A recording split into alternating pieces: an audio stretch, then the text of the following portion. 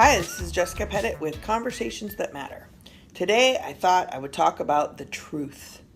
Now, I'm not going to get into moral truth, moral relativism. I married a philosophy professor. I get enough of that at home.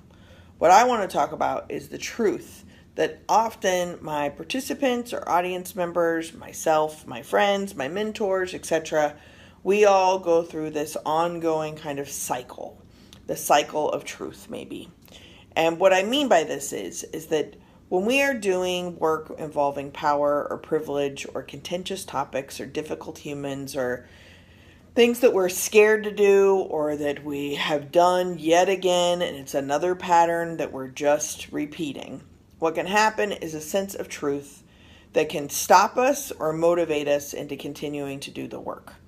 So, truth. I think that we first need to start talking about guilt and shame.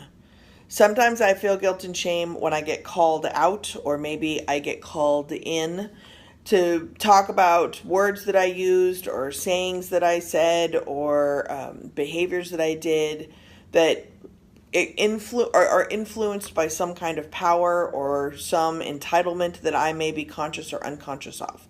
When I get called out, the first thing I'm going to feel probably is defensive, fearful, ignorance, guilt, shame, maybe some casserole with those all mixed in together. Guilt, shame, fear, ignorance, and defensiveness. Totally not helpful at all. However, a very important part of the conversation that matters that you need to have with yourself if someone gives you the gift of having a conversation with you about your own behaviors, your conscious or unconscious bias, etc. It's how do guilt, shame, fear, ignorance, and defensiveness show up, stifle your abilities to have relationships with other people, and can you take responsibility for those? If the answer is yes, then you can move along. If the answer is no, everyone around you is just going to get popcorn and wait for you or me to become responsible and aware that guilt, shame, fear, ignorance, and defensiveness is really the thing that's stifling our ability to connect and have a conversation that matters. Do your work. Figure it out. Repeat. That is a conversation that matters.